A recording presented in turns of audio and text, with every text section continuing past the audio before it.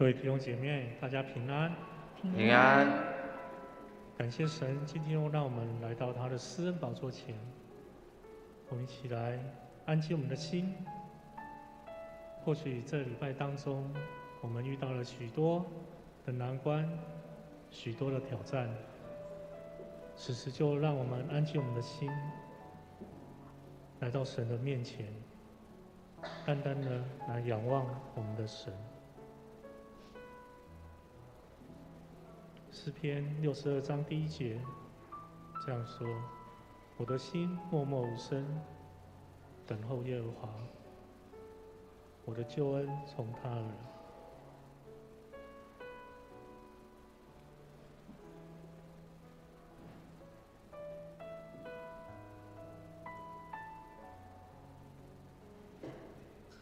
只是邀请弟兄姐妹，我们用赞美来感谢，我们用赞美来到主的圣殿，我们来敬拜他。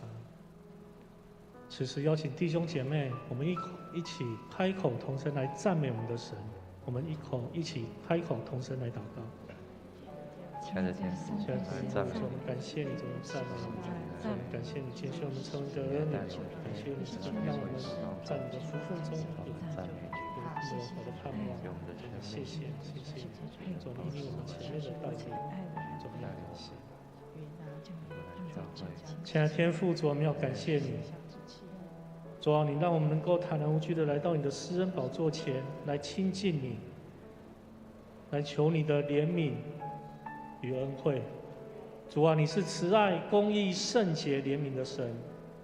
主，你是充满着公正、公平、温柔、慈悲、信实与良善。主，我们到你的面前俯伏敬拜。主，我们感谢你差派主耶稣来到我们当中，用他的宝血洗净我们一切的罪，让我们跟神能够再次的和好，能够成为神的儿女。主，你是我们生命的主，我们将生命一切的主权都献在你的面前，恳求圣灵的保惠师此时临到我们当中，来充满我们，来带领我们。主，我们向你献上我们的感谢与赞美，这样祷告，奉靠主耶稣的圣名，阿们。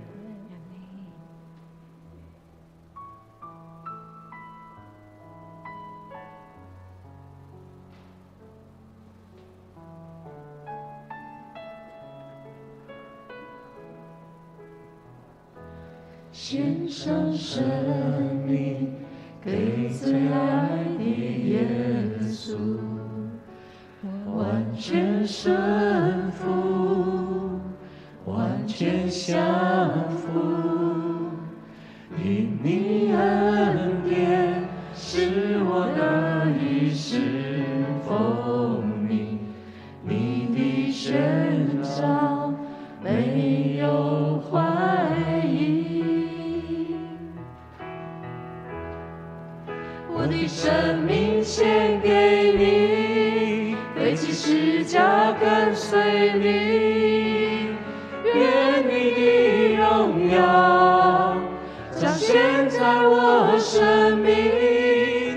我的心不要忘记，你如何为我舍命。耶稣，我爱你，喜乐地跟随你。此时邀请弟兄姐妹，我们一起来到神的面前，我们向着神来认罪，我们向神来悔改，我们将认罪的祷告摆在神的面前，恳求主宝血遮盖洗净我们所有的罪。有时候我们犯了罪却不自知，但是此时邀请弟兄姐妹，我们来到神的面前，我们将我们的罪来摆上，我们一起开口同声来祷告。亲爱的天父，我们来你的面前，我们向你认罪，主啊，你的宝血洗净我们的罪，主啊，让我们的罪回到圣灵，因着罪没有力量。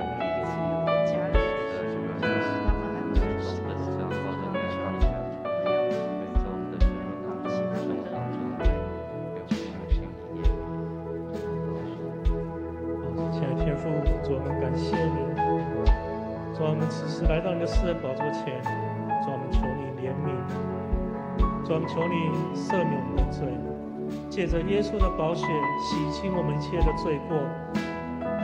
主啊，恳求你天天用你的圣灵的光来光照我们，在我们的灵里面来运行做工，好让我们看见我们的罪，我们曾经犯的罪，或被我们忽略的罪，或我们忘记了的罪。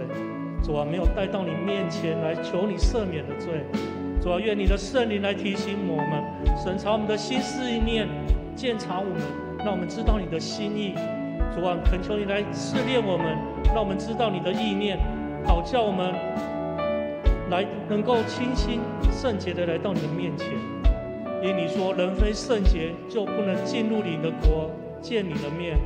主，感谢主，虽然我们在软弱中，在不洁中，但主你的圣灵依然用说不出的叹息来为我们祷告。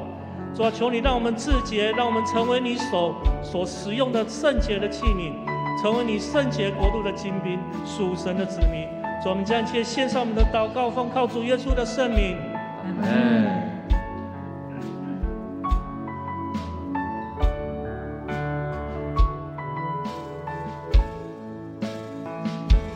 献上生命给最爱的耶稣，完全顺服，完全降服。因你恩典使我得以侍奉你，你的宣召没有怀疑。我的生命献给你，背起十架跟随你，愿你的荣耀彰显在我生命。我的心不要忘记，你如何为我舍命。耶稣，我爱你，喜乐地跟随你。此时邀请弟兄姐妹，我们一起为了教会中的每一个家庭献上我们的祷告，也为了我们所知或我们所知道在病痛中的肢体来祷告。或许他们正遭遇到病痛的过程，或许他们是心灵软弱，我们一起献上我们的祷告，在主的面前，求主医治的恩典就临到他们的身上。我们一起开口同声来祷告。主啊，我们感谢你，赞美你，主，你是医治的神，你是大有能力的神。主，我们将这个不将教会的家庭献上，求主你的光来光照我们教会，家庭为所有身体病痛、心理软弱的弟兄姐妹，主，你一直帮助我们，全然都会用在你的身上，看见你的慈悲我们父神，主啊，求你的真光来照见每个富强的家庭当中，断开一切黑暗的权势的辖制，使耶和华的神成为这个家庭的敬拜的一个中心，全家人来敬畏耶和华，凡事遵行圣经的真理而行。即使在面对外在的环境的挑战，主啊，我们相信神你的应允依旧临到你的子民的身上，你要使他们蒙福，事事都顺利。这个家庭，所有的家庭必蒙神极大的赐福。主啊，我们是你拣选的儿女，主啊，我们感谢你，赞美你。主啊，我们此时也将所有身体病痛、心理软弱、忧伤的弟兄姐妹完全交托在你的面前。主啊，恳求你医治的大能来医治。主啊，你是看顾人类、赐下安慰的神。主啊，你是我们患难中的避难所。每当我们受灾害的时候，我们总是来到你的面前来求帮助和安慰。主啊，我们将所有身体软弱、病痛、心灵软弱的忧伤的弟兄姐妹交托在你的面前。主啊，你用你荣耀的权柄来医治他。主，你圣灵与他相通，安慰他们，让他们胜过疾病的挑战，早日得到康复。主啊，我们特别为了所有疾病当中，或许他在做化疗、做放电疗的病患家属，或者是脑血管有疾病的弟兄姐妹身上，主啊，我们恳求你施恩赐福，让他们有耐心与信心，有喜乐与盼望的心，来经过这一些艰难的时刻。主啊，我们将这些完全交托仰望在你手上，恳求你的圣手来引领他们前面的道路。主啊，我们将一切献上我们的感谢，祷告奉靠主耶稣的圣名。阿门。生命献给你，背起十架跟随你，愿你的荣耀彰显在我生命，我的心不要忘记你如何为我舍命，耶稣我爱你，喜乐地跟随你。接下来我们为了教会所有的事工献上我们的祷告，特别为了幸福小组即将来临的荣耀丰收的时刻，我们一起同心进行祷告，也为了所有牧者团队、专职同工、牧区区长、小组长、团队首长，更重要是我们幸福小组的辅长，将那身心灵健壮献上我们的祷告。我们知道第5期我们有6个小组已经进入要收割的时期，所以我们更要警醒合一的祷告，求主看顾保守，让我们得着更多的灵魂，透过众人的祷告来让复兴的火来点燃在富强教会当中，让神的荣耀彰显在全地。让我们一起开口同声来祷告，我们一起互相守望来祷告，来斩除所有恶者的攻击，所有黑暗势力的反扑。我们一起开口同声来祷告。亲爱的天父，从我们同心合一的让你的面前来向你祷告，从我们求你来保守每一个幸福小组，每一个同工，每一位部长，求你来感谢你，赞美你，主，来赐下更多的力量，更多的恩典，带领在这个季节，带领人会向你。谢谢，赐下这样的生命给我们，谢谢，能够来幸福这样的幸福。现在天父，主，我们感谢赞美你。主要是说，我们将我们所有教会所有事工、幸福小组的事工，所有牧者团队、同工、区长、小组长，他们身心灵健壮，交托仰望在你的前面。主要恳求你引领他们前面的道路。主要在他们为主做工、传扬福音时，主要你就来圣灵引领他们，来斩断所有恶者的攻击。主要也特别为了下礼拜即将开始的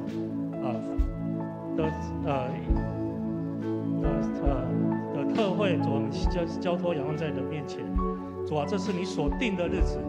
主啊，你要你的荣耀将彰显在这个当中。主啊，我们将一切献上我们的感谢。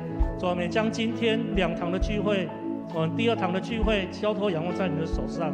主啊，恳求你的圣灵引领牧师在传讲的信息当中，主啊，有你的同在在当中，有你圣灵在当中。主啊，你让牧师口里所说出的都是造就人、祝福人的话语，让所有的会众都能领受从你那来的能力。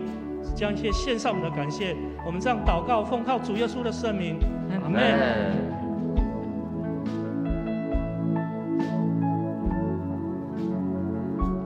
主，我们感谢你。主，我们将一切献上我们的感谢。此时邀请弟兄姐妹，我们从座位上来站立，我们一起来敬拜我们的神。献上生命给最爱的耶稣，完全顺服，完全降服，因你恩典使我得以侍奉你的宣召没有怀疑，我的生命献给你，背起十架跟随你，愿你的荣耀彰显在我生命，我的心不要忘记你如何为我舍命，耶稣我爱你，喜乐地跟随你。的生命献给你，背起十架跟随你，愿你的荣耀彰显在我生命，我的心不要忘记你如何为我舍命，耶稣我爱你，喜乐地跟随你。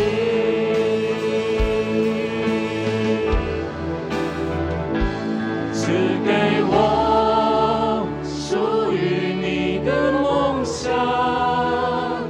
带下你国度如在天上，赐给我奔跑不竭的力量，如鹰展翅，上腾翱翔。我的生命献给你，背起十架跟随你，愿你的荣耀彰显在我生命，我的心不要忘记你如何为我舍命，耶稣我爱你，喜乐地跟随你，耶稣我爱你，喜乐地跟随你。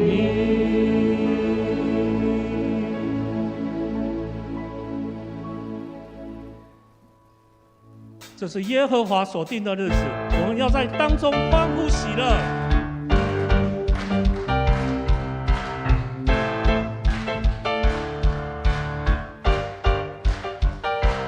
这是耶和华所定日子，神的儿女当欢呼喜乐。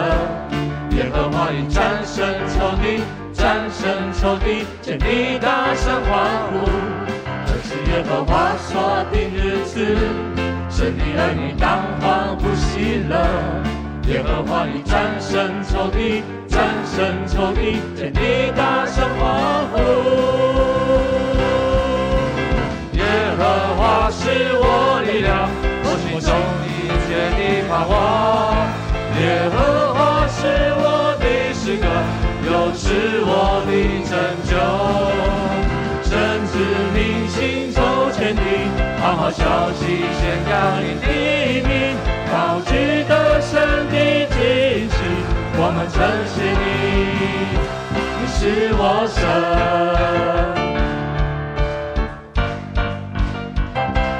这是耶和华所定日子，神的儿女当欢呼喜乐。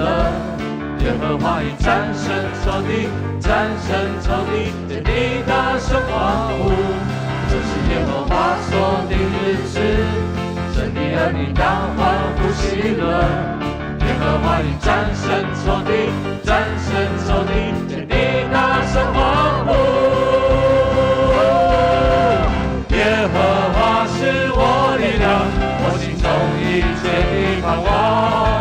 耶和华是我的诗歌，又是我的拯救。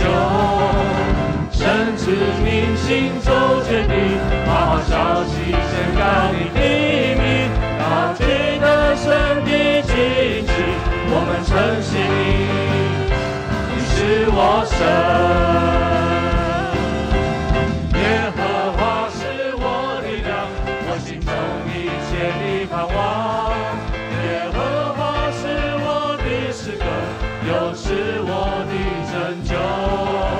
神子民行走前的好消息宣告你的名，高举得胜的旌旗，我们称谢你，你是我神。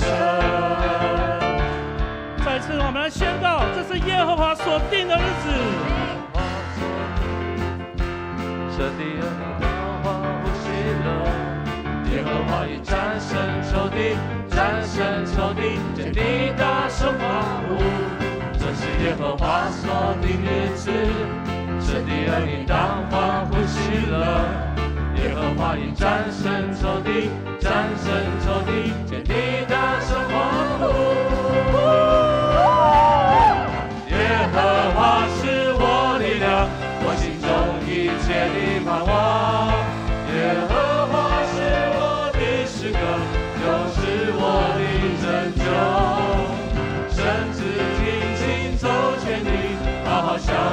宣告你的名，高举成圣的旗帜，我们称谢你，你是我神。耶和华是我的力量，耶和华是我力量，我心中一切的盼望。耶和华是我的诗歌，又是我的拯救。神之名行走全地，大号小气宣告你的名，高举得胜的旗帜，我们称谢你，你是我神。高举得胜的旗帜，我们称谢你，你是我神。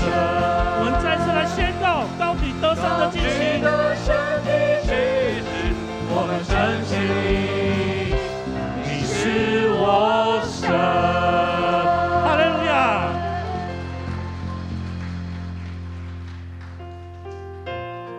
主啊，我们相信你必临到我们当中，你让我们成为堵住破口的勇士。主啊，我们要所有的城池都抬起头来赞美你。忠臣们，你要抬起头，永久的门户，你们要被举起。那荣耀君王就是耶和华，起来欢呼赞美他，向神说举手称颂，地和其中所充满都属于他。那荣耀君王就是耶和华，起来欢呼赞美他。我们在这里欢迎你降临，万军耶和华配得一切尊荣。我们在这里荣耀君王将要进来，主啊，你百姓真欢迎你。忠臣们，你要抬起头，永久的门户，你们要被举起。那荣耀君王就是耶和华，起来欢呼赞美他，向神说举手称颂，地和其中所充满都属于他。那荣耀君王就是耶和华，起来欢呼赞美他。我们在这里欢迎你降临，万军耶和华配得一切尊荣。我们在这里荣耀君王将要进来，主啊，你百姓真欢迎你。我们在这里欢迎你降临，万军耶和华配得一切尊荣。我们在这里荣耀君王将要进来，主啊，我们一起高举双手，一同拍掌来荣耀我们的神。我们在这里欢迎你降临，万军耶和华配得一切尊荣。我们在这里荣耀君王将要进来，主啊，你百姓真欢迎你。我们在这里，我们在这里欢迎你降临，万军耶和华配得一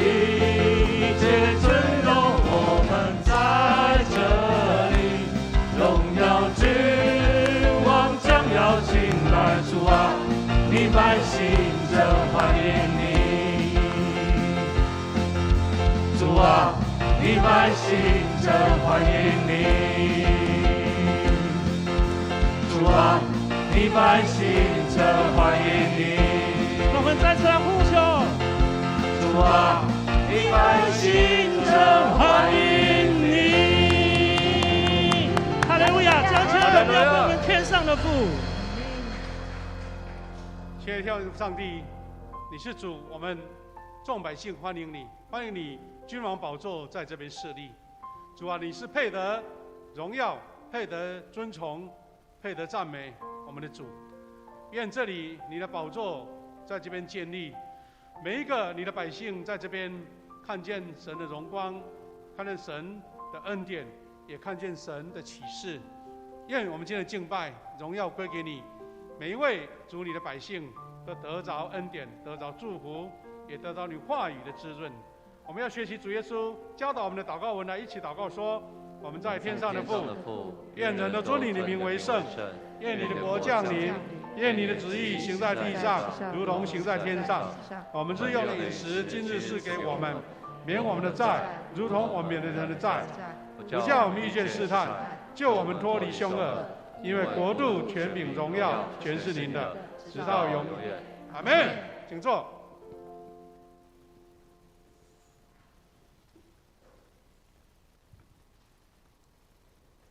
这时候，我们一起来恭受上帝的话。诗篇第121篇1至8节：我要向山举目，我的帮助从何而来？我的帮助从造天地的耶和华而来。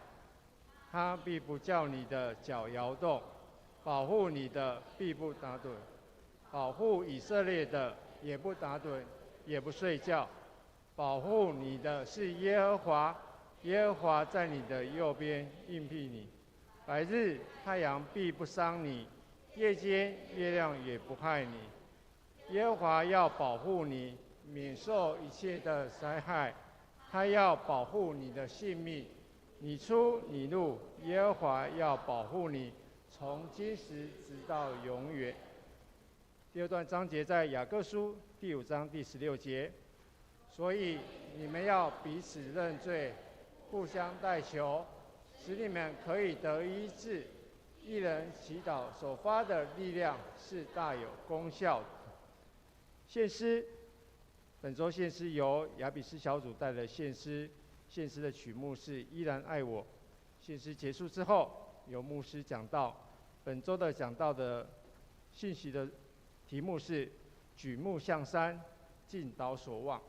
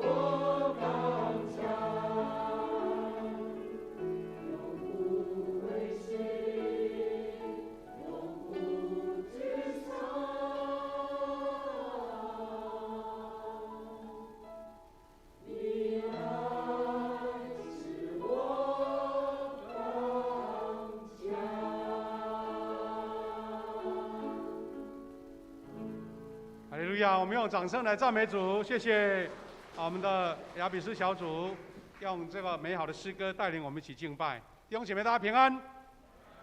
感谢主，我们进入到11月份，就是我们的这个福音以及感恩的季节。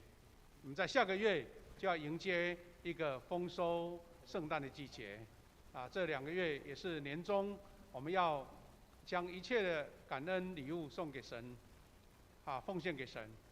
那原先今天就是安排了这个台湾神学院的主日，台湾神学院就是在北部，在岭头阳明山那边。因为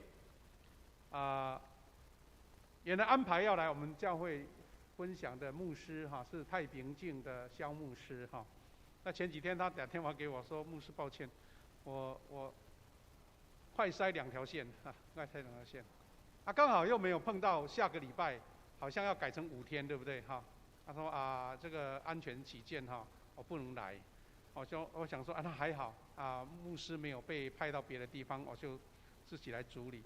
那我们也常常在讲说，计划赶不上变化的，神总是让我们在不同的时刻领受不同的恩典。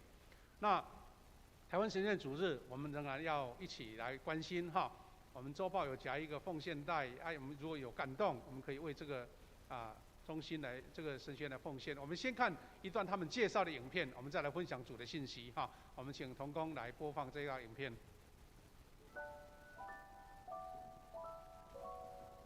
150年前，只有28岁的马街来自遥远加拿大，台湾就好像是偏乡。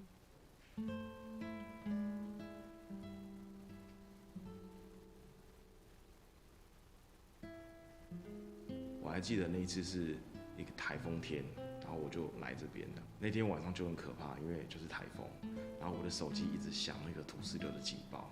然后我就很害怕，就是教会会不会被冲走这样，然后当下就会突然有一种无助感，是跟第一次来的时候不一样，因为这次是只有我自己，然后就一直想到之前有些牧者说什么他们屋顶漏水，然后要睡厕所什么什么，然后我就突然觉得对，我现在真的已经在偏乡的一间教会了。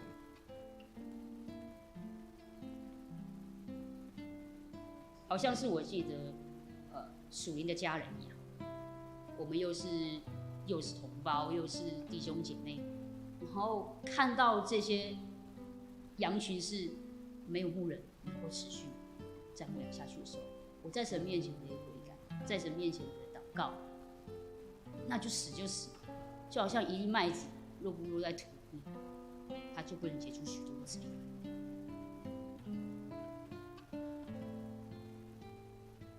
在这个地方，嘉义县的番路乡，大部分的人是以务农为主，那教育的水准也相对没有大都市来的这么的高，那经济收入也没有这么的高，那所以这个是最大的差异。那生活上面当然也有很大的差异，像在乡村这个地方，大部分的人都早睡早起就要去田里工作。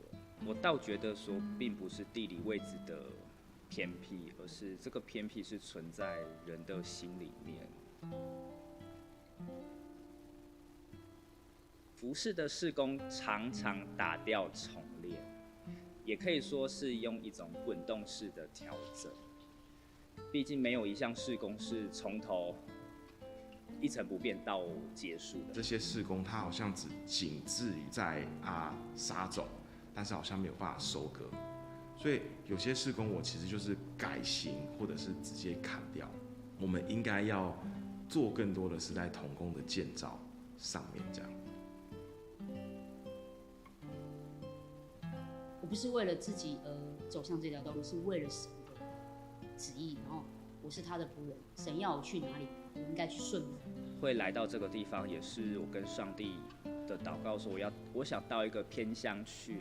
其实上帝也真的就是回应了我这样子的祷告，离开这个地方到别的教会去服侍。有时候也会常常这样想，但是当我静下心来去仔细的回想跟仔细的去跟自己的呼召对话的时候，就会觉得说，既然上帝已经答应了我来到这个地方来服侍，那我就要在这个地方能够有一个比较长远的时间，除非有一个很明确的指示，我该离开了，我才会离开。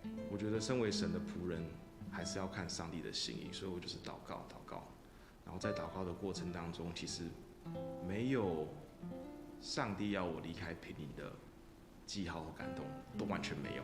然后反而是在祷告当中就看到一些孩子的脸啊，弟兄姐妹的脸这样。然后我就那一刻我就决定要留在平林了。若不是上帝要我走，一定有上帝他的心意。去年的时候，我才把我的户口迁来这个地方。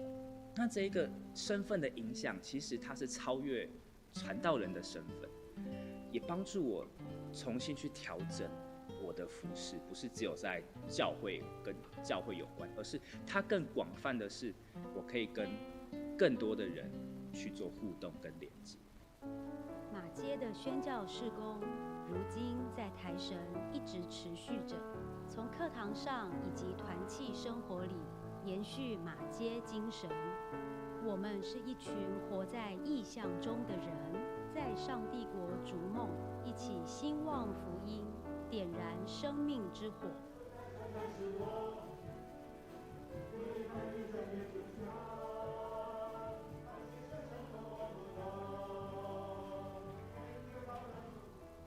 台湾神学院的校训就是对上帝有信，对人有爱，对土地有情。我们的使命就是要培育一群敬畏上帝、爱教会的传道人与教会工作者，继续传承马街的精神，就是谦卑于上帝的呼召，愿意去到最需要的地方，通过爱与受苦，让人可以经历到耶稣基督的福音所带来的拯救与盼望。也因此，我们非常需要众教会弟兄姐妹你的奉献、支持与代祷。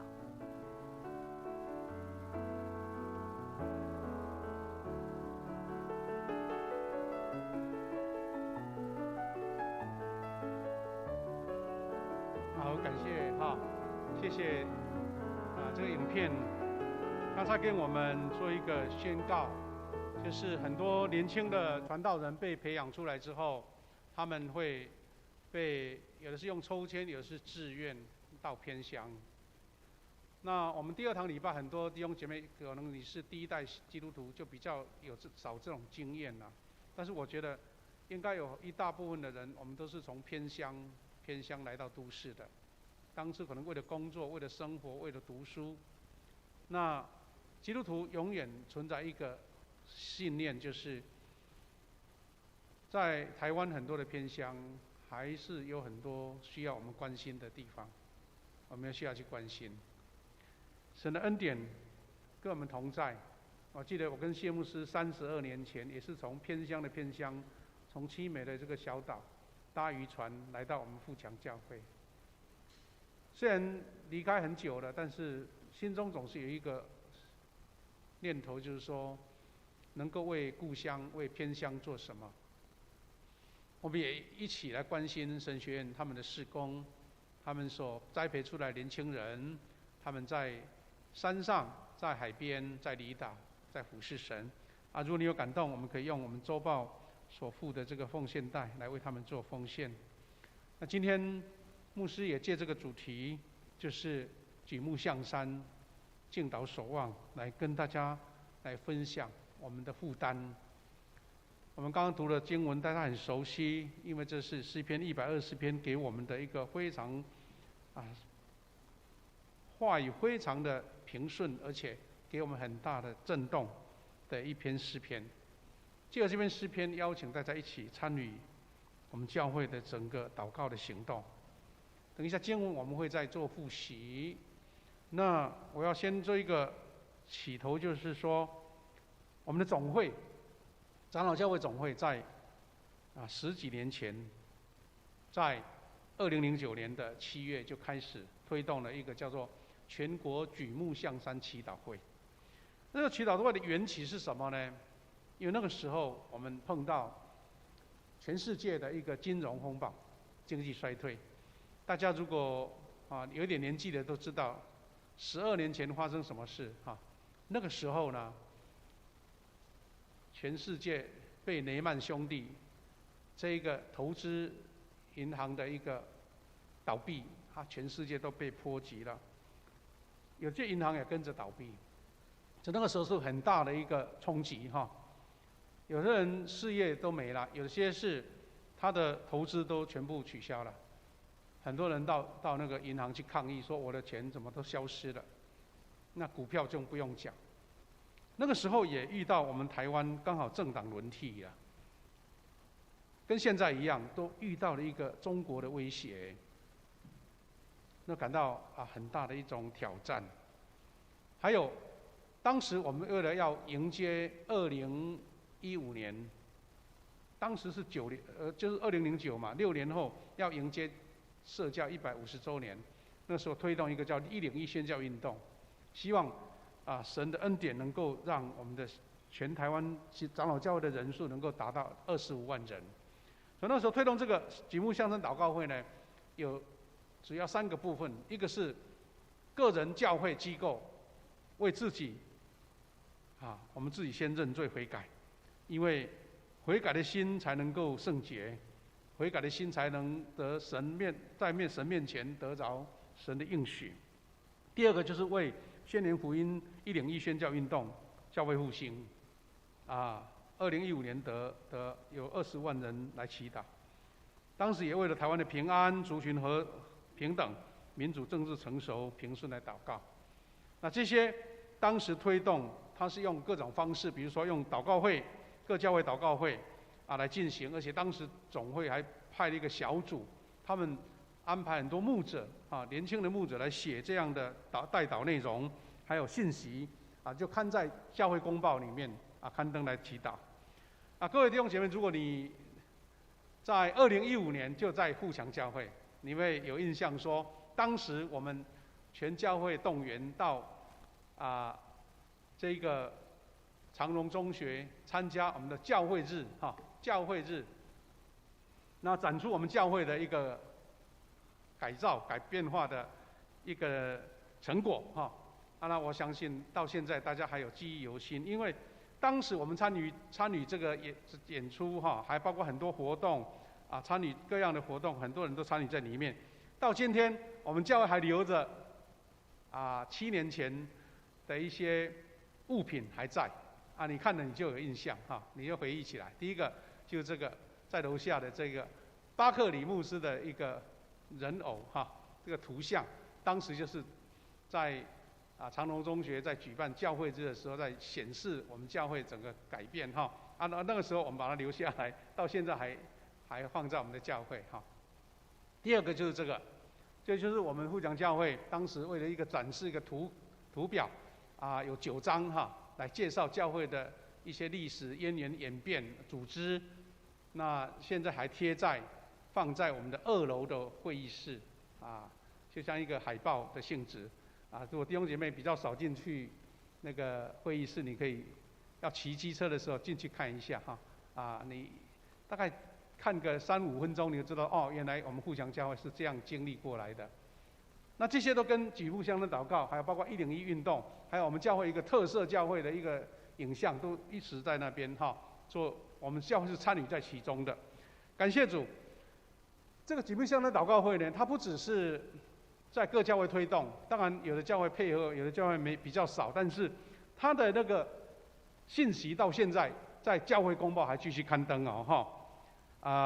像这一期就是11月2号的教会公报就刊了这个举目象山的专栏是有一位牧师所写的，在异乡中生存的下甲当主题用创世纪来书写。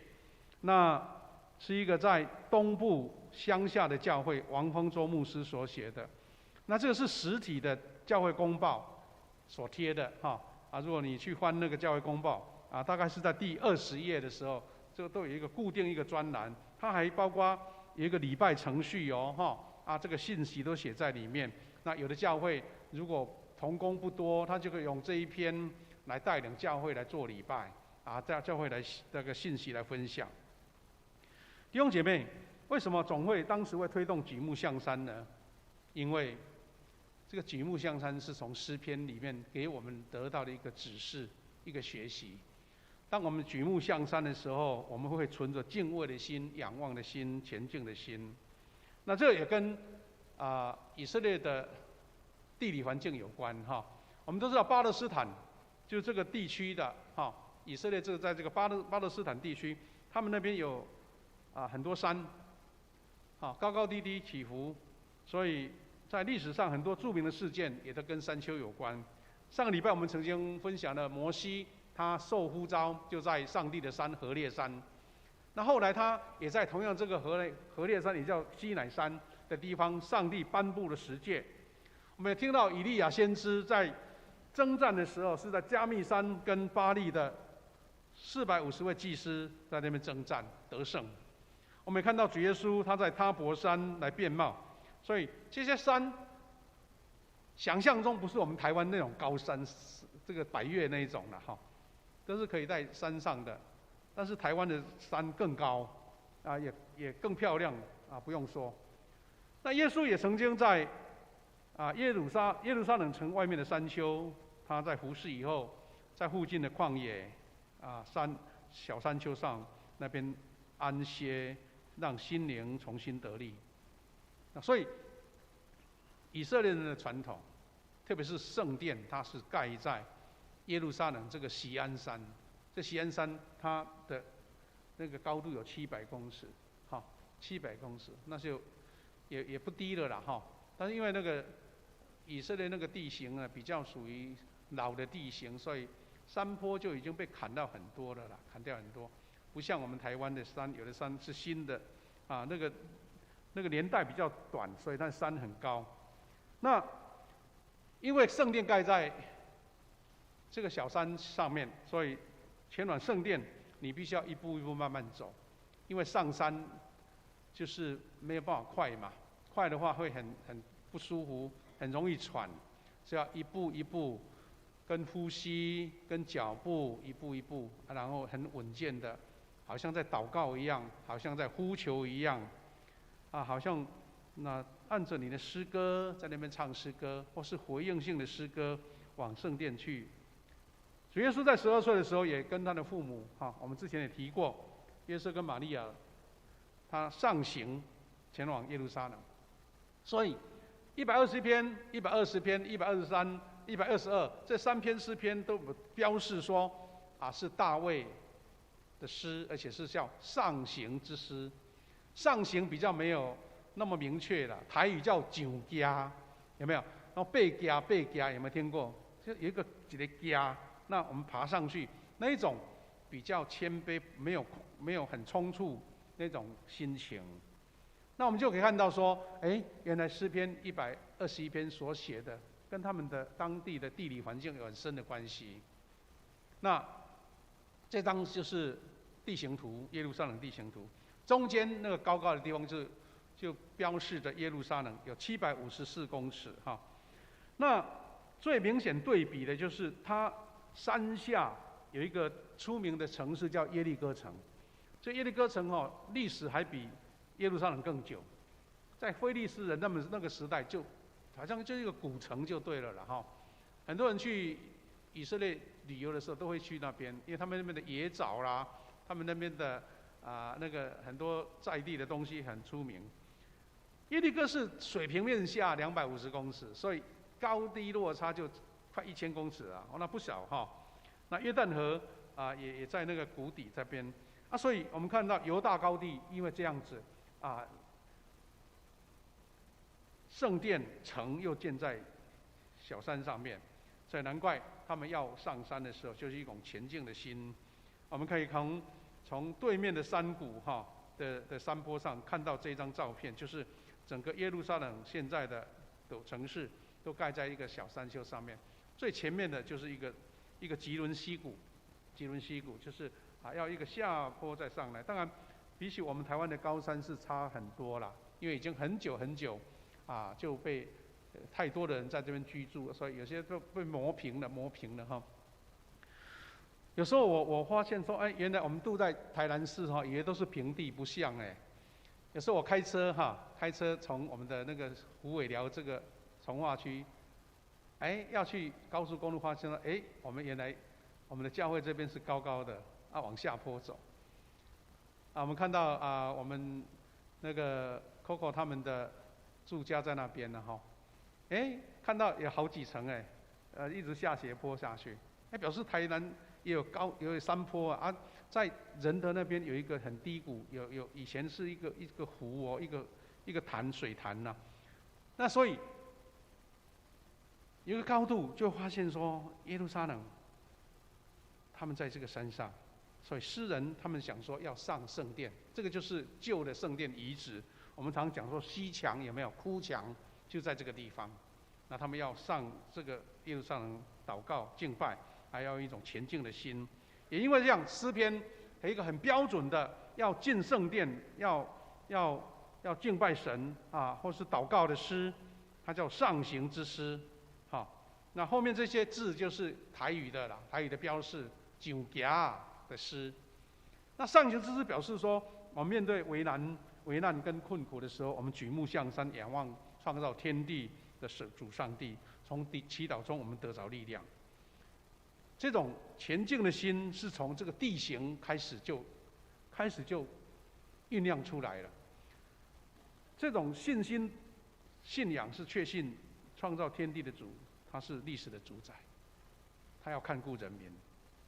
通常诗篇120篇，我们如果你会台语的起应文就知道了，它是一种对话的，一个人读一句，或是对象不一样，用对话的方式来呈现。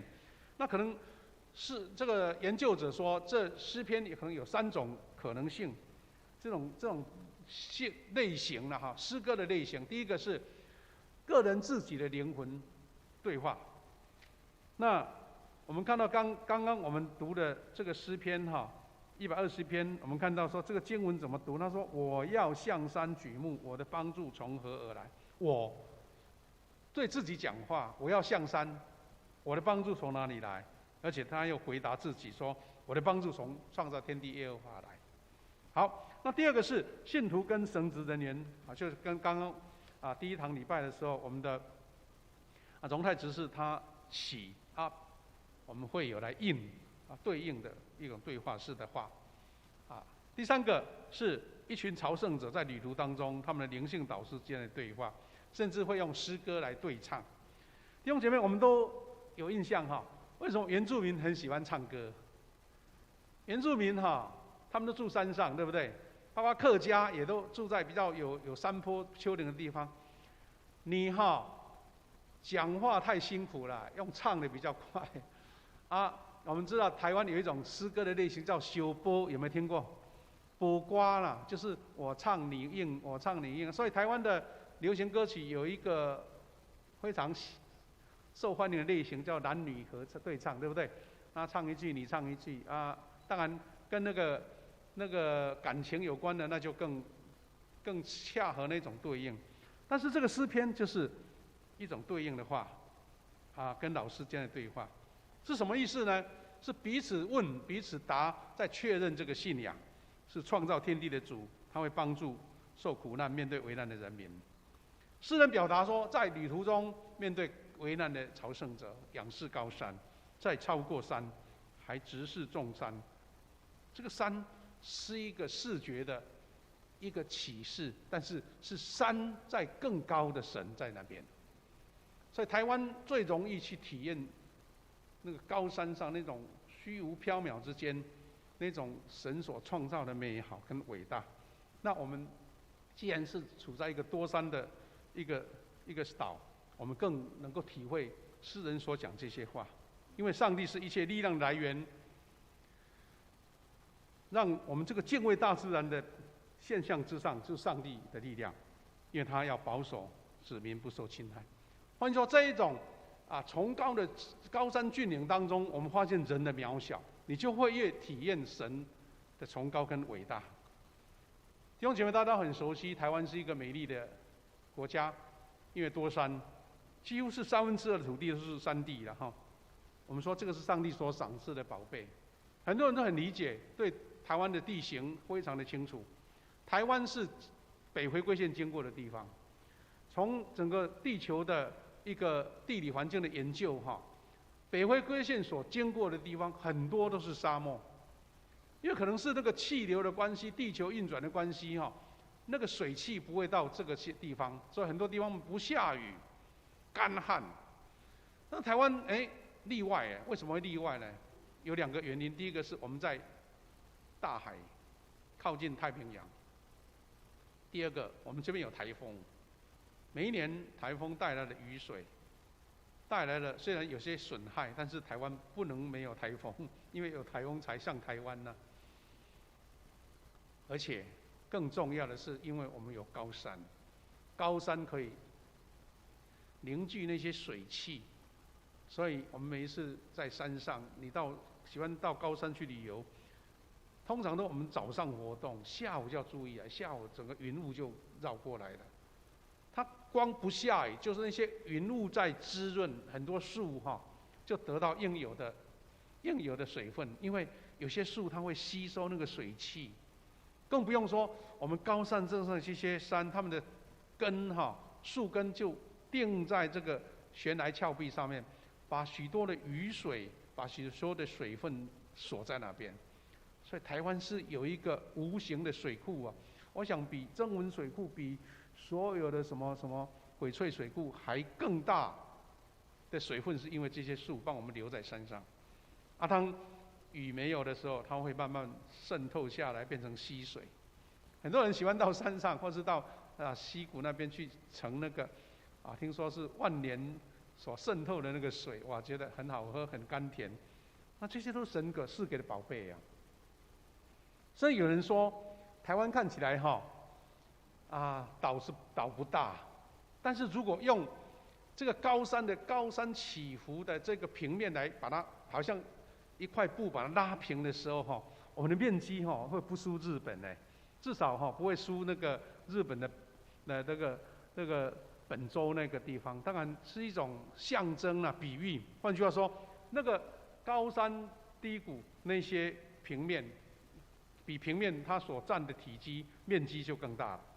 那换句话说，我们台湾很多人喜欢到山上去，但是台湾因为山又加上气候变化，台湾的爬山是有一定的风险跟难度，所以很多人就更敬畏了。在座，如果你是一个登山者，你会发现说，每次要上山而行，都是一种很敬畏、很谦卑的心。没有人敢这样子是大辣辣的什么都不准备就上去了。很多那一种爬山遇到山难不是因为他有多少装备，而是他的心态对山太轻视了。所以我们都很理解，用谦卑敬畏的心，一步一步往高处而行。前几天呢，牧师看到一位牧师的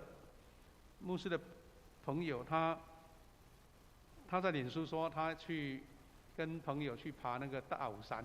我们屏东那边有个大武山，是南部的很漂亮的高山很多人喜欢去爬这个山。然后他就跟他先生拍了很多漂亮的山景的照片。我们就可以从这些照片看到原来台湾真的是一个美丽的岛，这样漂亮的云雾。我们在许多国家的山也是很高但是那些山都光秃秃的，或是很干燥，对不对？那台湾就是因为每天下午就开始云雾来了，所以那个云海跟山连接在一起，那种美妙，很多人一旦爬山爬习惯了，只要你体力可以，他就觉得好像一个很深的吸引力。爬的时候很累惨兮兮的，然后下次又要下去爬了，好像上瘾了一样那这些都是非常漂亮的山，这个山景让我们觉得台湾真的是很幸福了甚至有那个百岳还可以用开车到附近去了这个是在合欢山那边那神给我们这么多的恩典，这个是台湾的最高山玉山那这一张图画就更漂亮，很像泼墨画一样弟兄姐妹，我们可以从这些山里面去体验大卫所写的诗，我要向高山举目，是举目而已啊，不是上去啊，是刚举目就是一个前进的心就出来了。我们基督徒也要向山举目，倾倒守望，就是仰望创造天地万物的主，求上帝保护我们，赐下平安，然后信心跟力量，举目向山，求神赐给我们。这是一种基督徒从环境当中自然升起的一种前进的心，一种祷告的心。弟兄姐妹，我们说12年前总会发动了这个向山祷告，举目向山祷告。今天我们同样面临一个新的时刻到了。12年前发生那个世界金融危机，其实今天的危机也不小，因为我们发现说，乌俄战争所产生的整个世界的一个产业改变，很多通货膨胀，很多的金融遇到的风暴，股市变化，我们就知道说，我们面临到一个新的时代。我们同样要学习这个举目向山、同心守望的这个时刻。我们看到这个诗篇，他怎么教导？他说：“我要向山举目，我的帮助从何而来？”然后自己回答说：“我的帮助从造天地耶和华而来。”耶和华怎么说？怎么做呢？他能做什么？他说：“他不叫你的脚摇动，保护你的不打盹，脚不摇动，也不打瞌睡，保护以色列的不打盹不睡觉，保护你的是耶和华，耶和华在你的右边庇应你。应许说，白日太阳不伤你，夜间月亮不害你。耶和华要保护你，免受一切的灾害，他要保护你的性命。”圣经的恩典告诉我们上帝的眷顾。他说：“你出你入，耶和华要保护你，从今时直到永远。”这诗篇我们一起起应，我们一起背诵，我们一起用诗歌来吟唱。弟兄姐妹，我为什么在这个时刻邀请大家呢？我们记得上个礼拜牧师在这个投影片跟大家分享说，我们要举办一个荣耀丰收的时刻，要来做一个连锁禁食祷告。那我们面临这个时刻有一个感动，就是大家一起在学习这个举目向山一个仰望祷告的一个时刻。我们知道3年的新疫情解封，新冠疫情要解封，我们要推动福音事工，我们教会要重启建造。这3年来，很多地方很多事工停顿掉了。那也许再过1-2个礼拜，政府会宣布说：“哎，你可以把口罩脱掉。”当然没那么快，可能到户外去可以，那或是牧师在台上离大家远一点的可以脱口罩。那教会很多事工要重新再来，已经停顿了、冷掉的，要重新再热起来。我们也宣告了，2026年是我们教会庆祝50周年的7年。最近的是，因为我们教会幸福小组到这个礼拜要告一个段落，我们只剩下我们刘院长他们新楼医院所推动这个小组启动小组还有1次，我们就开始要进入收割期了。我看到我们6个小组弟兄姐妹，大家好用尽心力邀请这些base的，一次再一次的给他们分享说得福音的好处，加入富强这个幸福教会的好处。那人的努力总是有限，特别是邪灵撒旦在工作，他要搅扰你，遇到很多困难你要突破。我们的小组同工会遇到一些阻扰，我们的 base 的今天说好，明天又不好了，今天愿意，明天又不愿意了，因为那些搅扰不是人能控制的。所以我们是进入到抢救灵魂收割的季节。我们又这个月跟下个月，我们是进入福音主日，下个礼拜开始有感恩节，有代降节，有圣诞节，这个福音的季节。那同样我们面对一个挑战，我们不是说计划好了事情就自然成熟了，不是因为这个是一个属灵的征战，不是有钱就解决了，不是有人就解决了，有一群经验的人做了，就什么事情都好了，是因为我们要警醒。我们要更警醒合一的祷告，因为是为了得灵魂的事。这个是一个属灵的事，属灵空间的事，不是人按照计划，好像我们种一棵树，它就会慢慢成长，是因为有圣灵的保护。特别是我们这一些从事第一线的福音勇士，我们特别要求圣灵来遮盖保护，要阻挡一切的攻击。你没有经历，你不知道说那个攻击有多厉害啊！所以有一句话说，撒旦最喜欢的事是你不传福音啊，你悠哉哈啊，游山玩水，快快乐乐啊，吃得好，睡得好，他最喜欢你这样子。但是，一旦你动起来想要传福音的时候，他就给你一些无为不为了，一大堆啰啰嗦嗦的事情，让你觉得哎呦怎么样困扰，要你打退堂鼓，要你信心冷下来。但是这个时候，靠自己有办法吗？就是要更谨慎的同心合一传福音，用祷告来支撑，用祷告来看见神的力量跟保守。所以弟兄姐妹，我们一起邀请，我们从上个礼拜，从11月1号开始，我们带了团队推动一个荣耀丰收连锁禁食祷告。那我们的意思是说，我们尽各样的方法去努力了，其他的就是靠神，圣灵才能供过。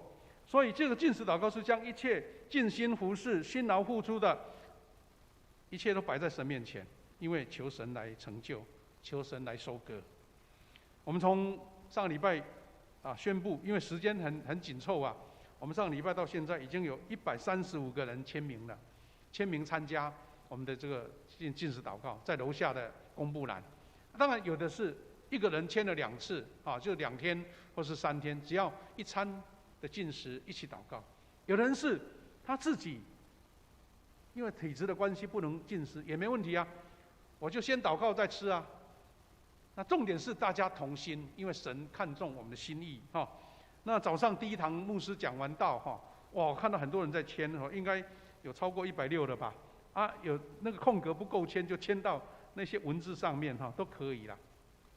目的是因为我们发现一个人的力量太有限了，即使一个小组的能力都不够，所以我们要结合弟兄姐妹，无论是第一线，你是信教的同工，或是你是一个我们教会的弟兄姐妹，你都有份来参与，因为他这样的来源，他这样的一个代祷有所本的。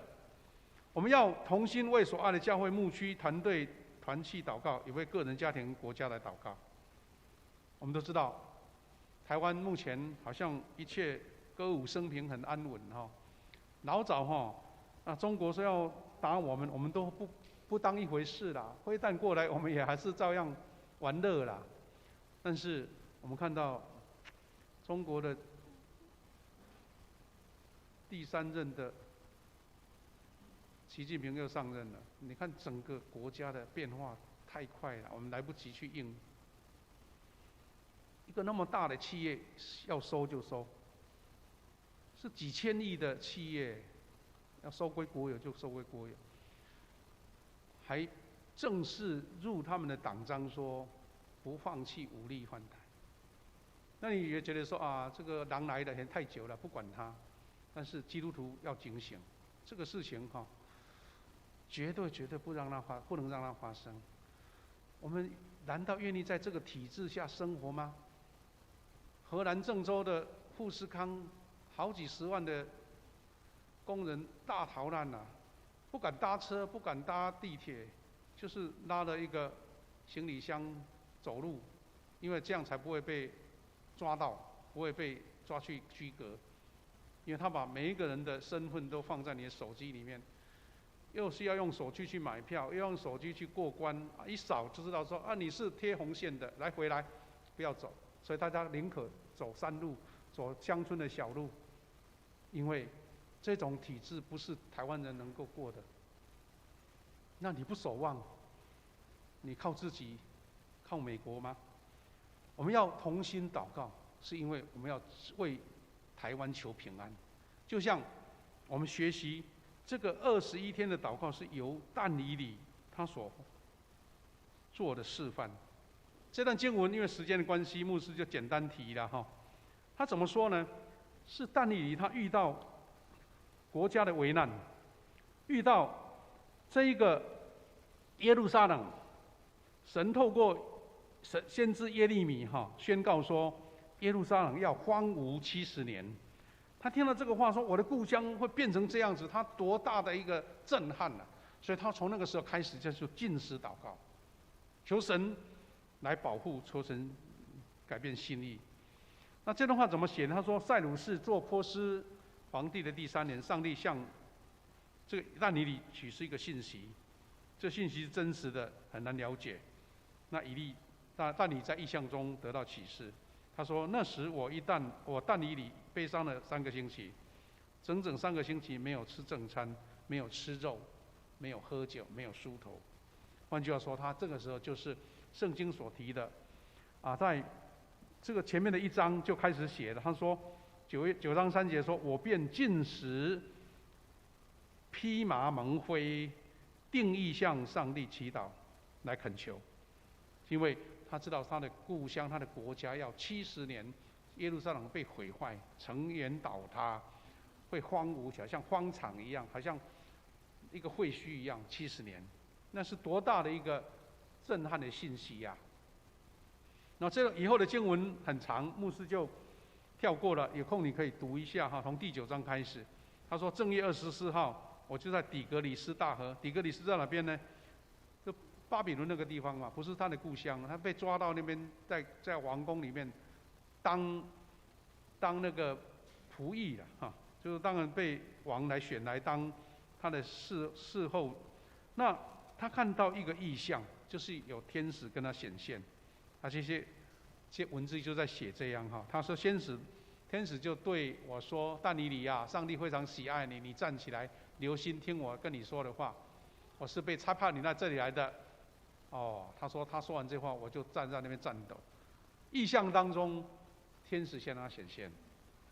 然后这段又接上来12到14节说，他就说：但以理啊，不要惧怕，因为从你第一日专心求明白将来的事，又在你上帝面前刻苦己心，你的言语已经蒙应允。我是因为你的言语而来的。弟兄姐妹，但以理在主面前刻苦己心，祷告21天，神就应许，而且派了天使来。这天使是谁呢？我们在圣经很出名的天使。他说：波斯国的魔军阻拦我21天，忽然有大军，就是天使长中的一位米迦勒来帮助我。我在停了在那边，在那个时候，他说：现在我来，要使你们明白本国之民之后必遭遇的事，因为这异象关乎后来许多的日子。弟兄姐妹，是的，但以理他处理危难的方法就是专心在主面前禁食祷告。所以我们在遇到目前我们这个时刻是一个改变的契机的时刻，我们也一起用21天的连锁禁食来向神呼求。另外一个，我们虽然有6个小组参与着福音运动、福音事工，但其他人不是没事情，是要守望。所以我们看到以西结书有这样的一句话：我们要邀请有站在破口的捍卫勇士。22章30节说：我在他们中间寻找，看有没有人能够修建城墙，站在城墙的破口。我们需要有人愿意站在破口守望的代祷勇士，因为这样才能够让事情有大的转变，能够从负面变成正面，从危难转向平安。他原来经文是说，有没有人能够站在城墙的缺口，然后我在发怒的时候能够保卫这个城墙。意思说，本来是负面的，但是有人在那边守望，所以呢就能够保卫它。但是这一句话最后一句是有负面的，他说连一个人也找不到，那找不到就城墙要毁坏了那弟兄姐妹，我们呼召弟兄姐妹参与这个守望的行动，是因为你是被神所看重的，你的祷告是有力量的，就要诚心在主面前。我们听到在牧师这个年纪呢，我们就看到一个小故事就是国小的国文课里面一个小故事，就写到说，在低地的国家，在荷兰有没有在欧洲的荷兰啊，他们那边很多地都是水平线以下，所以他们必须要在海边筑一个墙挡水堤岸挡水。有一群小朋友在那边玩的时候，发现说，哎，奇怪，这个大墙的边边在渗水哎，他以为是没事，因为反正一点点水怕什么？但这个孩子知道说，这个是危险，因为他爸爸妈妈曾告诉他说，这个水一旦冲破了这个护岸我们整个村庄都要被淹没掉，所以他就赶快跑去怎么样？用手，因为没有什么东西嘛，就用手把它按住，不要让它水过来，因为一渗水，这土就软了嘛，软了就会冲越来越大，所以这个故事说，就一个荷兰的孩童救了一个全村，因为他用手按住那个缺口。我们台湾其实也类似很多河岸很多溪流都要筑这个护岸。每当台风要来的时候，很多村庄的人都要去巡守，看这个河岸有没有缺口，要不然就赶快用沙包赶快堆起来，要不然整个水冲破了，整个村庄、田地、房屋都要被淹没了。弟兄姐妹，以西结书邀请的这个守护者，你我都有份。另外一个，就主的应许，我们刚刚读了雅各书5章16节，他说：“你们要互相认罪，彼此代祷，使你们得医治。义人的祷告有很大的功效。”换句话说，我们在主面前全心悔改认罪，是神给我们成为一个义人的一个身份跟经过。他说会彼此代祷，我们会得医治，而且义人的祷告有很大的功效。什么是义人呢？我们说世人没有一个是在神面前是称义的义人是因为在主面前被主洁净的。所以义人的意义是什么？谦卑悔改，在主前蒙恩自洁的。第二个是你有怜悯爱人的心，不只是顾自己，愿意照顾别人，愿意关心别人的。更重要的是，我们委身呼召，顺服差派。我们教会办了很多活动，你可能会有自己的认知，说这个跟我有关吗？你们做就好了。但是神说，我呼召的是义人，你义人有参与，那整个行动就会更有力量。他说，祷告是带来力量的，所以顺服差派，参与呼召。我们在电梯里面贴了一个祷告金言，他给我们很大的提醒。他说，我们以敬拜和颂赞来开始祷告时，我们是在调整自己的心意，准备以认罪、感恩和祈求来到上帝面前。你的敬拜，你的颂赞，刚刚我们开始为什么要用敬拜做开始呢？其实就是要清洁你的心嘛，你要在主面前调整自己的心意嘛，要用认罪跟感恩来上帝面前。所以很多人会觉得说唱歌唱那么久我等唱完了再进去，那等于你都没有准备好，你都没准备好就来领受不了恩典因为你的心没有被洁净嘛。所以我们的敬拜赞美为什么要15分钟、20分钟不是随随便便的，好像这一群人唱好玩的，不是啦，是真正调整自己的心理。所以你什么时候加进去唱，包括我们拍手、我们举手，这些都是在调整你自己。就好像你要参加一个重要的运动比赛，你都不热身，就上场了，要不然就是这个运动伤害，要不然就提早退场了。你要好好的软身运动对不对？这些都是我们一起参与的。弟兄姐妹，以下是我们教会的祷告产业，我们真的要学习雅各书所讲的，我们要彼此代祷，在主面前认罪，是因为我们要成为一个祷告有力量的义人。那我们教会的祷告产业有这么多，你参加了几项呢？我们自己来点算说，我能参与什么？用祷告认罪来祈求。荣耀丰收联手祷告禁食，我们已经进行了1个礼拜了，还有2个礼拜多。你如果有感动，就请签名加入，让大家觉得说，你有份，我们这是彼此同心的。我们在楼下的签名表有空格你就可以填。第二个是我们持续已经10多年的中保代祷士的守望祷告，我们各小组推动了 RPG 祷告复兴小组，我们的礼拜5举办恩典时刻祷告会，主日礼拜我们早上做礼拜前的这个会前祷告，还有我们个人个不用说，你自己安排的时间的灵修祷告。弟兄姐妹，这些不是节目，这个也不是什么活动，这个是为你的整个灵命成长、圣灵的帮助，以及我们整个属灵产业的丰收，我们必须做的事情。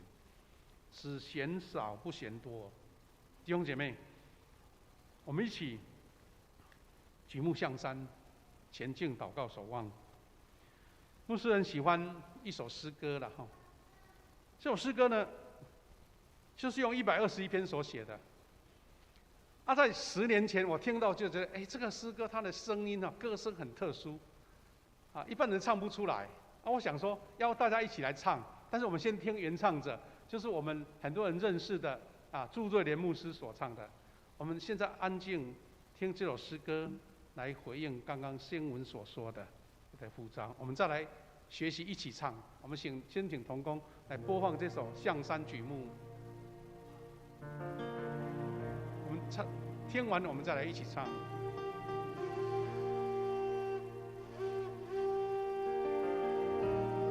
哈利路亚！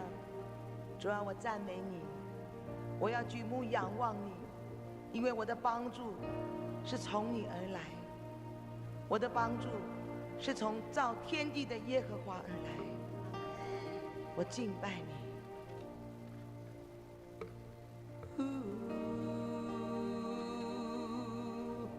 哈利路亚，哈利路亚！我要向山举目，我的帮助从何而来？我的帮助从造天地的耶和华而来。我要向山举目，我的帮助从何而来？我的帮助从造天地的耶和华而来。我要向山举目，我的帮助从何而来？我的帮助从造天地的耶和华而来。我要向山举目，我的帮助从何而来？我的帮助从造天地的耶和华而来。白日太阳比不上你，夜间月亮比不害你。你出你入，耶和华要保护你，从今世直到永远。我要向山举目，我的帮助从何而来？我的帮助从造天地的耶和华而来。我要向山举目，我的帮助从何而来？我的帮助从造天地的耶和华而来。感谢主。听了朱瑞仁牧师唱的歌是原唱者，感觉他的声音很特别，对不对？我们用我们的声音来唱，我们请同工来起个音，我们准备来唱这一首。我们前半段唱2次，后半段白日太阳再唱1次就可以。我们一起要来做祷告。我们请敬拜团也一起带我们唱。我要向山举目。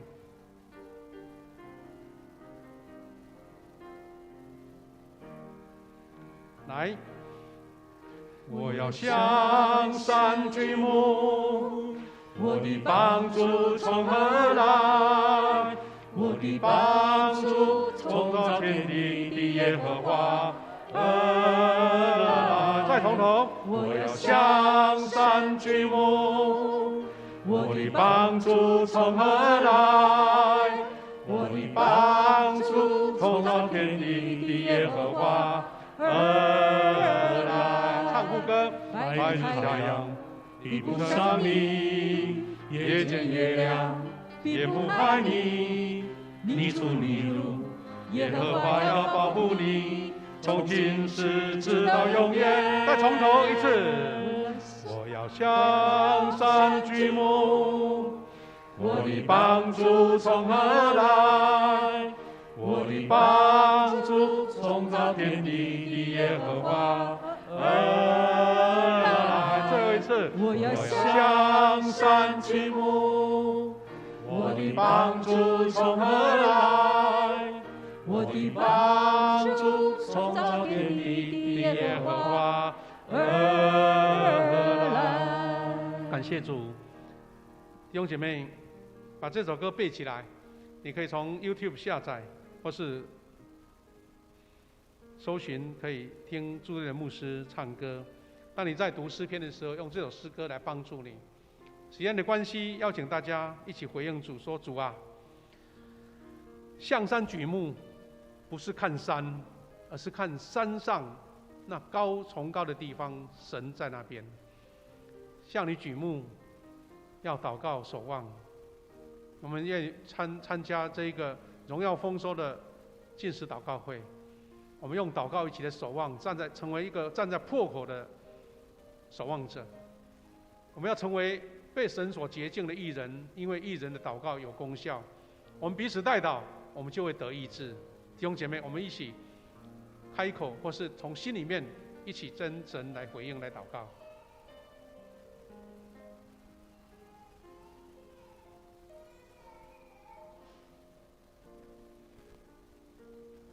亲爱的父神，我们从诗篇给我们的启示，诗人向神祷告说：“我要向山举目，我的帮助从何而来？”诗人的心自己回答说：“我的帮助从造天地的耶和华而来。”是的，我们人有限软弱，我们需要向山举目，求神来帮助。我们教会、我们的国家、我们的福音事工、我们的福音主日、感恩节、圣诞节的福音事工，我们自己筹划，我们自己参与努力，这些都不够。我们需要圣灵来成全，圣灵来保护，圣灵来遮盖。我们将这群福音的勇士摆在你面前，是因为他们愿意被神所高举，也要被神所保护，打破一切撒旦的诡计，让我们看见灵魂的丰收，就看见神是听祷告的神，接受每一个弟兄姐妹成为义人的祷告是大有功效的。我们将每一位同工交在你手上，也将教会有病痛的弟兄姐妹交在你手上，求你的遮盖跟扶持、怜悯、医治临到他们。让我们所做的工看见神的同在，就一个美好的结果在你面前。祷告奉靠主耶稣基督的圣名，阿们。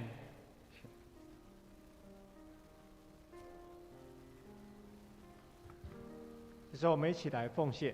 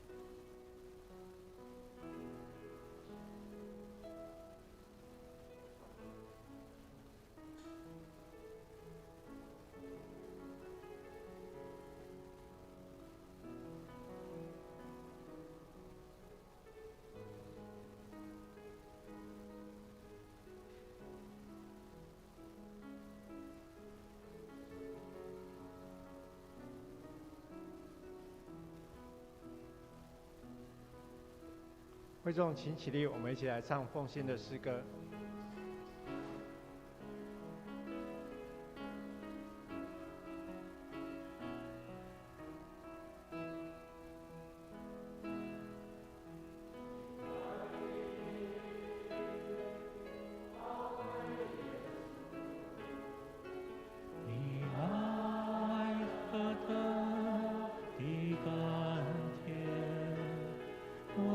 心深深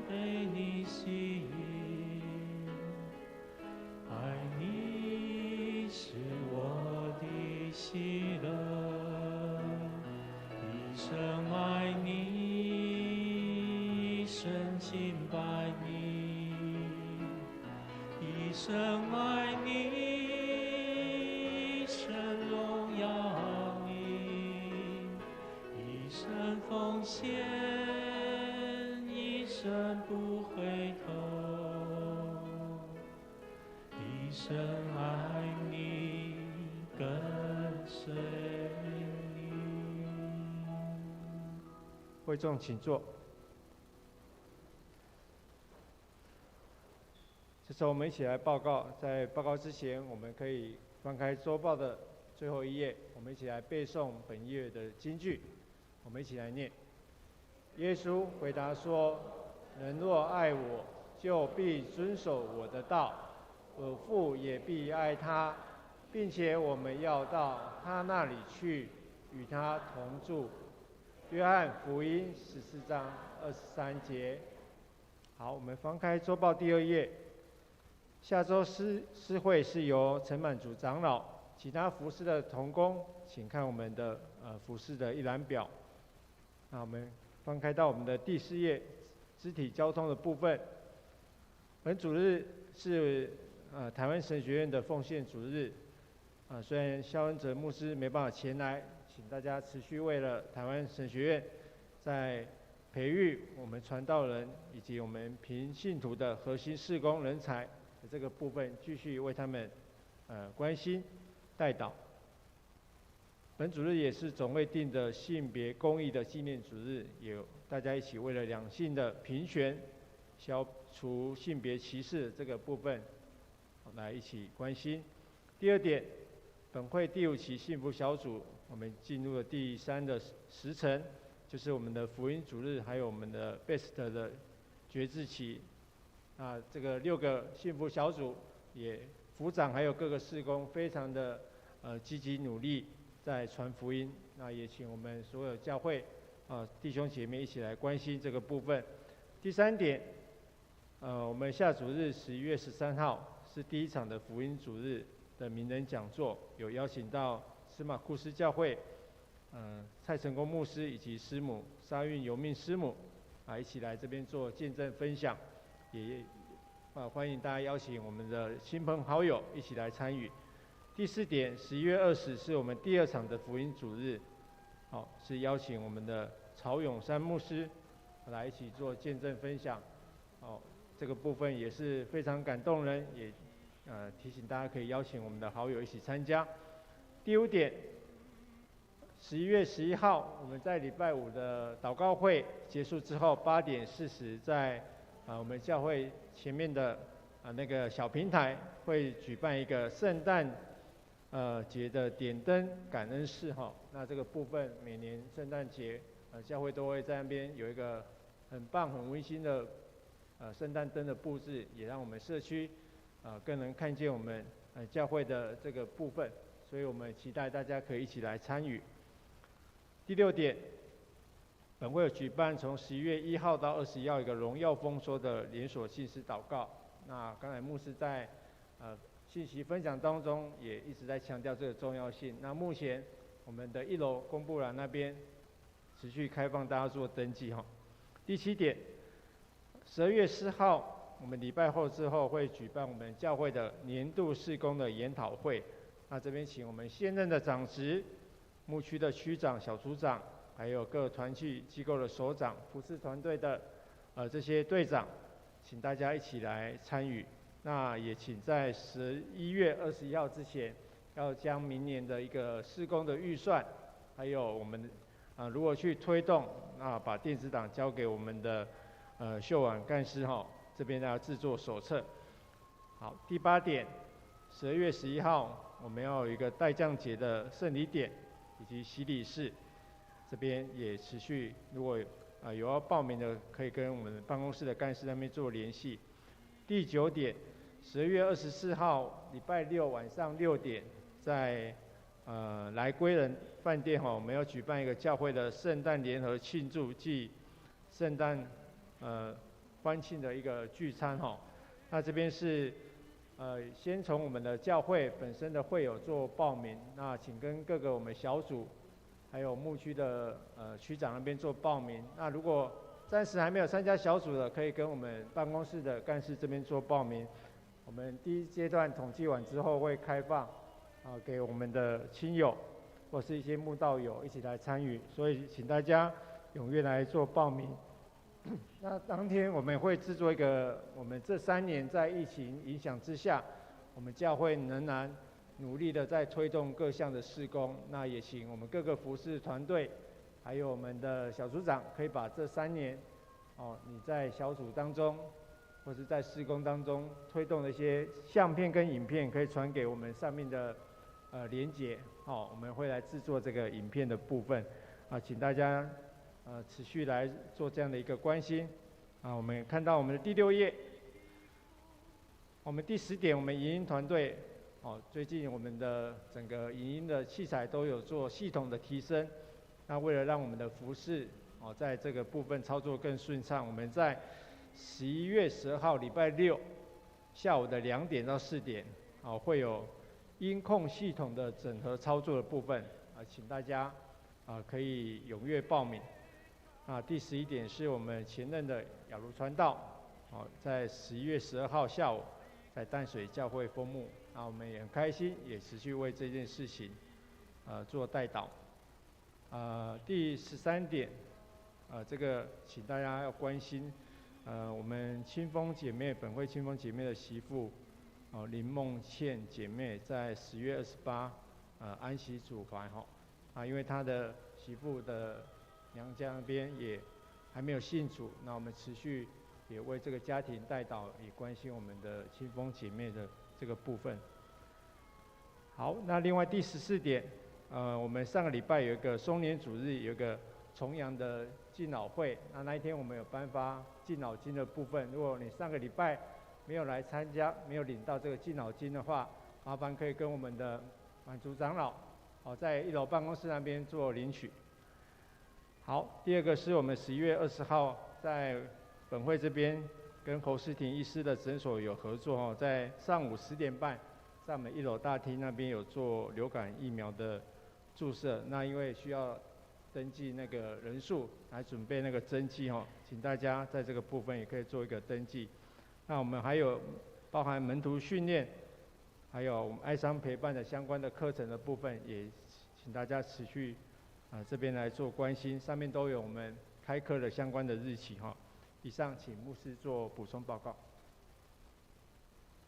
好，我做1、2点补充跟强调等一下我们这个结束的时候先不要离开，我们要为11月份的寿星来庆生我们先欢迎一个新朋友，叫做芝丽君姐妹来到我们当中，在哪边？让我们欢迎你，好，来欢迎你，拍手欢迎。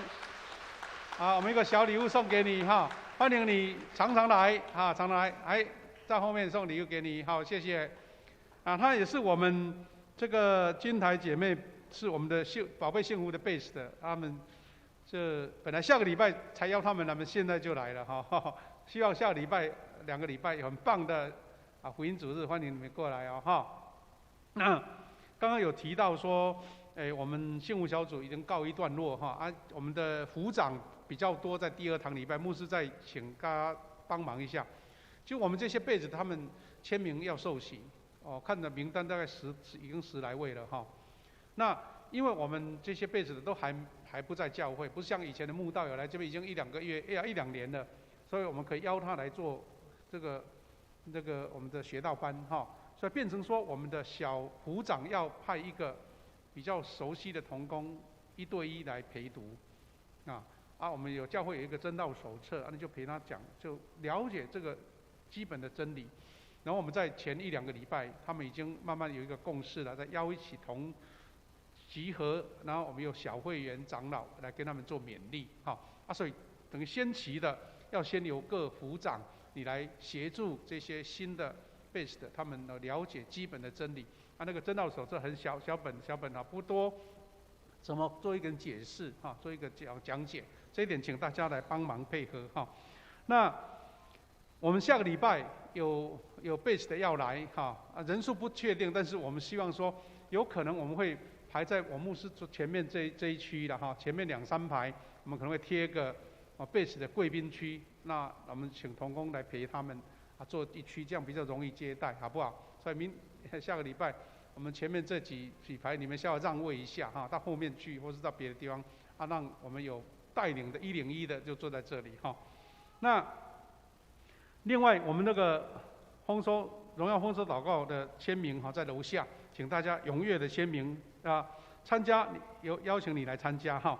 那我们另外还有一个特别的这个福音餐会，是在11月11号，要到那个游艇饭店办的啊。我们有3个桌长要稍微上网去参加他们一个讲习啊，我再把那个连线再交给我们3个副长啊，3个副长。好，我们这样的补充到，请我们等一下要做个庆生再结束，谢谢。颂龙会众请起立，我们一起来唱颂龙的诗歌《我的神，我的王啊》。结束，请牧师做代祷。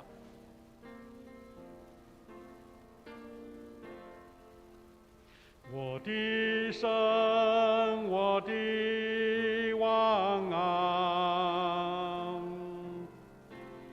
我要称颂你的名，我要永远称颂你，我要天天称颂。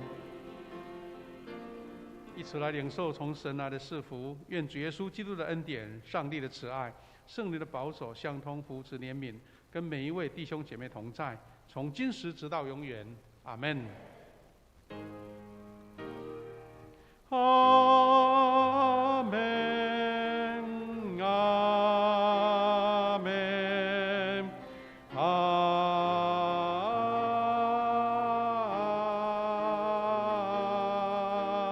门。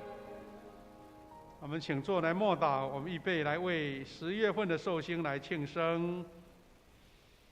弟兄姐妹，我们有10月份的寿星在现场的，请你起来，让我们给你祝福好吗？好，有没有？站起来哈，站起来。我们唱完诗歌，要请我们的终结寿星啊来吹蜡烛。我们一起来唱华语的诗歌，来，祝你生日快乐，祝你生日快乐，愿主赐福给你，祝你生日。英文的。Happy birthday to you, happy birthday to you, happy birthday, happy birthday, happy birthday to you。有摄影师吗？没有。我在那边，哎，来这边，来看着，他要看你，来，好，吹蜡烛，拍手。我们这个祝福在这结束。